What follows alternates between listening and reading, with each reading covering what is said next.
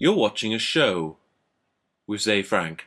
Brian writes, I go to Ithaca College and we have a slight problem on my floor. It seems that the janitor has stopped giving us paper towels. It seems that the janitor has stopped giving you paper towels. Seems, appears, excellent, good college student. One can't be too sure. Maybe they're being given but they're invisible. Or maybe you woke up in a replica college where paper towels never existed. Or maybe you are the janitor. The mystery deepens even further. One can't tell by appearances alone.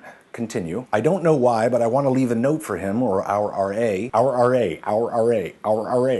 And I was wondering if you could help me out. I figure if it comes from you, it might carry more weight. More weight? What are you saying? That I'm heavy? That when I hunch over, I could hold a pencil under one of my fleshy man boobs? Because I can and I might, and maybe I am right now. And why am I writing this note for you all of a sudden? Am I your fleshy Cyrano de Bergerac? Continue. And we really need paper towels. It's cold here and my hands are getting chapped. Thanks, Brian. Your hands are chapped and cold? Were you wearing the paper towels as mittens? Surely in the absence of paper towels, you weren't just washing your hands and walking around with them wet, were you, Brian? What a sad zombie you make, Brian, roaming the halls with your outstretched, chapped and slightly damp hands, leaving a trail of tiny flakes of skin behind you. But how do you get the paper towels, Brian? This is one of the great questions of life. You know that they're sitting out there somewhere, waiting to be wiped upon, and yet you sit in class learning calculus and philosophy, no one teaching you how to make paper towels. And then they give you tests on not making paper towels, and you sit there quietly in a room filled with people, and you don't know the answer to the question, and the person sitting next to you is scribbling furiously, and you know they have the paper towel if you could just lean over and ask for the answer. The paper towels are sitting right there, Brian, and you can't have them. But maybe they're not teaching you about calculus at all, Brian. Maybe they're teaching you about power and how power dictates the access to things, and how they can say it's test time now, shut up and put away your iPhones, and you shut up and put away your iPhones. They want to see you succeed despite these arbitrary rules, despite the fact that your boss will tell you to work on something that you know will fail. There are enough paper towels to go around, Brian, you know that, enough to make every hand soft like a baby's ass, but there's still so many chapped hands. It seems so simple, but things are not as they seem. So you have to learn how to hack power, how to find the sources of it, but still within these arbitrary rules. You can't just walk around with chapped hands, Brian. You can't just put your portfolio of paintings online and hope that the janitor comes to your rescue. Leprechauns aren't real, and if they were, do you think that they would just hand over their pot of gold? So where is the source of power, Brian? How do you get their attention? You could wipe your hands on your pants, or you could steal paper towels from other floors, but then you're just screwing yourself or someone else. You could talk to the janitor, but he's just as helpless as you. Your RA grabbed the lowest rung of institutional power, and he's living in a dorm with you without paper towels. You could talk to custodial services, but they're clinging on to their own power, and they might just deprive you of toilet paper too. You could try to get attention in a generic way, pin up pictures of your chapped hands around campus and talk about the coming sad zombie invasion. You could hang your t-shirts in the bathroom and offer them as hand towels, and then walk around campus bare-chested with a Sharpie message on your chest. You could walk up to campus tours and ask them if they had any paper towels and explain your situation. You could write to the company that makes the paper towels and ask them if they've gone bankrupt, and then publish the ensuing conversation in your student newspaper. What are your hacks to power, Brian? If you find one, they might hate you for it, Brian, but they might respect you for it, Brian.